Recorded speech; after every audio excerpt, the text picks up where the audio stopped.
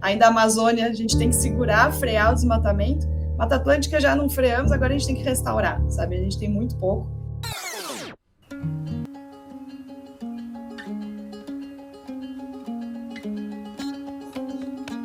A Mata Atlântica é um bioma impressionante, formado por um conjunto de florestas e ecossistemas que ocupa cerca de 15% do território brasileiro.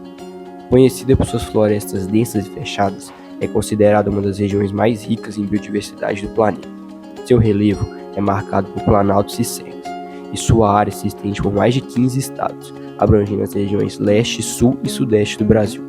Além disso, a Mata Atlântica se espalha por uma parte do Paraguai e da Argentina.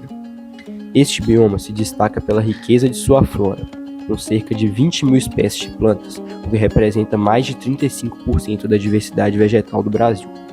A quantidade de árvores por hectare na Mata Atlântica é tão impressionante que supera até mesmo a da Amazônia peruana, tornando-a o local com a maior diversidade de árvores por unidade de área no mundo.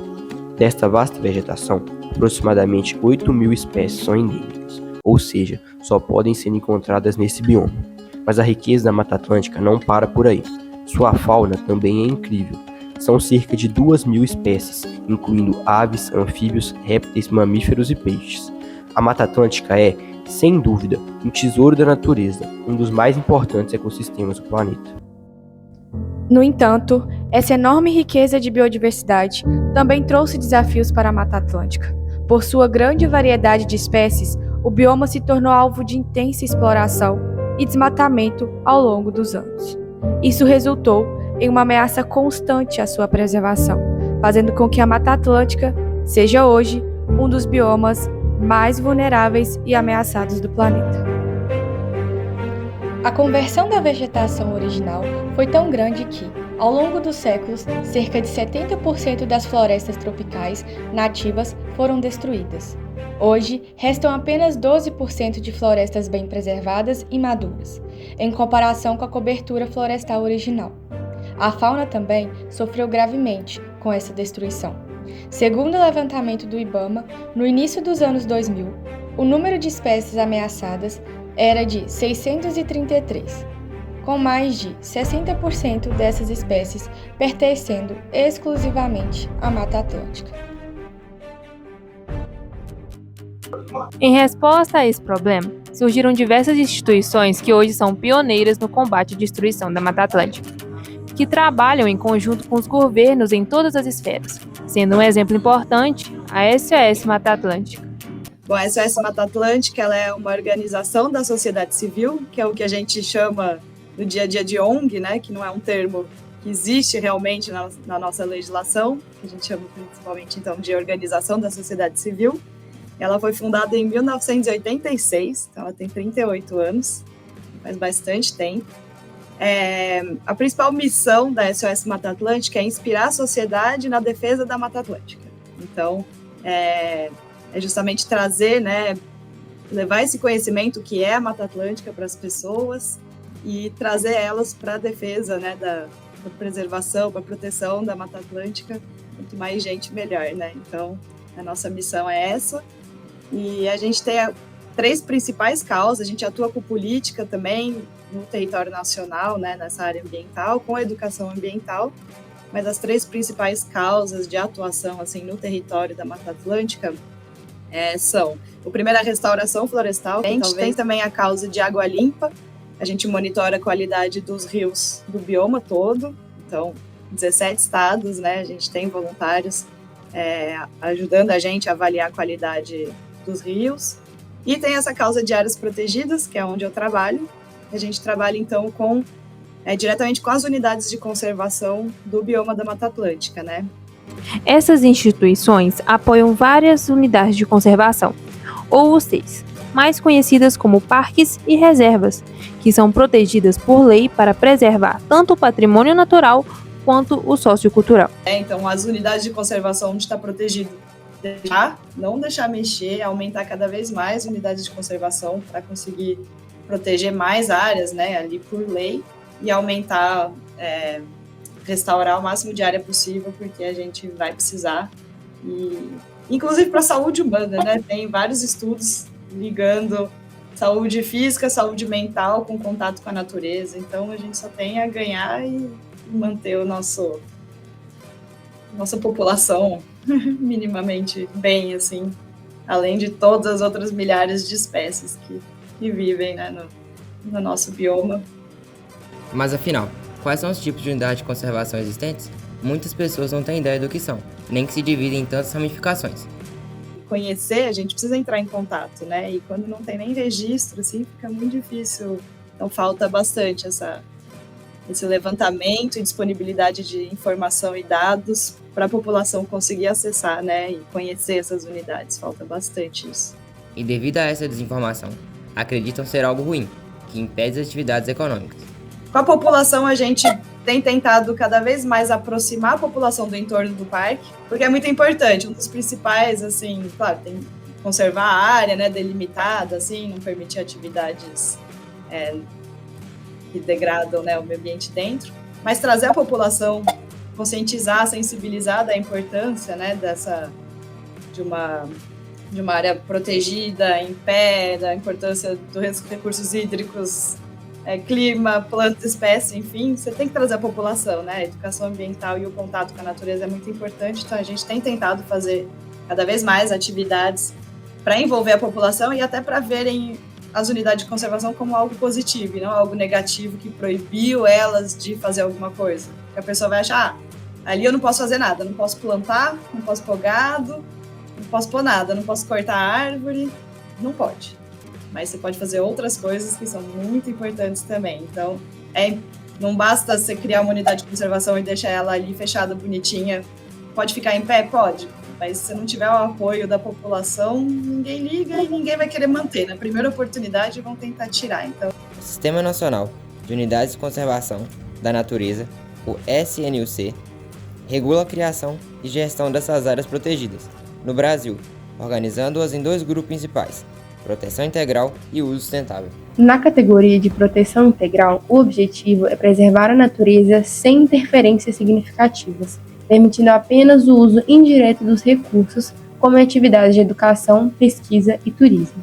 As principais categorias incluem estação ecológica, reserva biológica, parque nacional, monumento natural e refúgio de vida silvestre.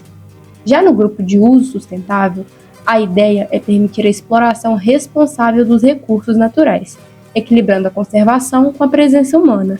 Nesse caso, as categorias incluem a área de proteção ambiental, a reserva particular do patrimônio natural, a floresta nacional, a reserva extrativista, entre outras. E, como exemplo mais próximo de nós, temos as APAs. Então, as APAs, né, elas são unidades de conservação que permitem, né, o uso sustentável, né? Então, desenvolver algumas práticas sustentáveis. Aqui nós vamos falar um pouquinho da APA Brecha, localizada no município de Guaraciaba. As APAs normalmente são áreas extensas que reúnem uma biodiversidade bastante rica, né, de flora e fauna, e permite que moradores, né,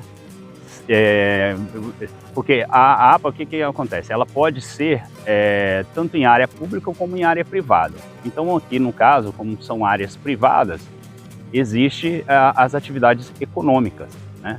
Então ela tem uma importância sim no contexto social, porque permite que as pessoas de forma sustentável explorem, né, esses recursos naturais de maneira que seja de baixo impacto ambiental, permitindo assim que eles tenham, né, seus ganhos e consigam se sustentar.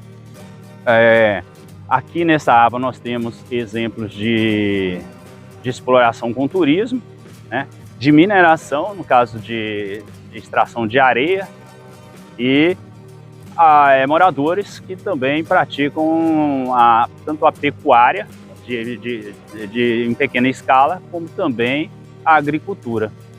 Então, daí a importância dessa unidade de conservação APA aqui para o município de Guaraciaba, que esta é uma das unidades de conservação, né? Como eu disse antes, de uso sustentável, e aqui no caso ela é bem, exemplificada. Aqui a gente tem uma tomada, se você quiser mostrar um pouquinho, né, desse ambiente, né, onde a gente tem o Rio Piranga, né, junto com todas com as matas que compõem esses trechos ao longo do rio aí, áreas de propriedade privada. Minas Gerais é o lar de 92 unidades de conservação, incluindo 11 parques abertos ao público. E aí o Estado de Minas tem essa lei desde 1995, se eu não me engano. E isso estimulou muito a criação de unidades de conservação nesses últimos anos, nesses últimos 20 anos. Acho que nos primeiros 10 anos aumentou muito a quantidade, assim, e por esse estímulo econômico. Então é algo a divulgar para os outros estados aprenderem e fazerem isso, assim, que é uma boa prática, é muito bom, e isso teve esse fruto. O Instituto Estadual de Floresta, o IEF, implementou novas normas para o uso dessas áreas, com o objetivo de proteger a fauna, flora, nascentes, rios, cachoeiras e o patrimônio cultural da região, além de incentivar a pesquisa científica e o ecoturismo. Essas novas regras trazem proibições, como a retirada de recursos naturais sem autorização, e atualizam as taxas de entrada para a visitação, que passaram a valer de janeiro de 2018. A observação da vida silvestre também será regulamentada, com orientações sobre a conduta e segurança dos visitantes. A portaria ainda define atividades permitidas, como ecoturismo, esportes de aventura e pesquisas científicas, e estabelece penalidades para quem causar dano às unidades de conservação. Entre os principais parques de Minas Gerais estão o Parque Estadual do Rio Doce, o Parque do Semidouro e o Parque Estadual do Ibitipoca, que encantam os visitantes com suas cachoeiras, grutas e a fauna ameaçada. Resultados dessas medidas de conservação já podem ser percebidas. Em 2024, pesquisas indicam uma redução de 55% no desmatamento do bioma no primeiro semestre do ano em comparação com o mesmo período de 2023. Esse dado demonstra claramente os efeitos positivos do trabalho conjunto entre governo, a SOS Mata Atlântica, entre outras instituições, na preservação do bioma, especialmente por meio das unidades de conservação. Contudo, o cenário ainda é preocupante. Restam apenas 24% da cobertura florestal original da Mata Atlântica, um índice que está abaixo do limite mínimo acessível para a conservação da biodiversidade. Segundo um estudo publicado na revista Science, esse limite é de 30%. Em um país onde as cores da bandeira representam a riqueza natural, números como esse são inaceitáveis. Por isso, é essencial continuar trabalhando para conscientizar a sociedade sobre a importância de proteger o que resta desse patrimônio único. A Mata Atlântica é a casa de 70% da população, então é a nossa casa. A gente está aqui, é a nossa casa, a gente tem que cuidar da nossa casa, e não só porque é a nossa casa, a gente divide ela com milhares de espécies, né? Importantíssimas, que também merecem morar aqui onde a gente mora.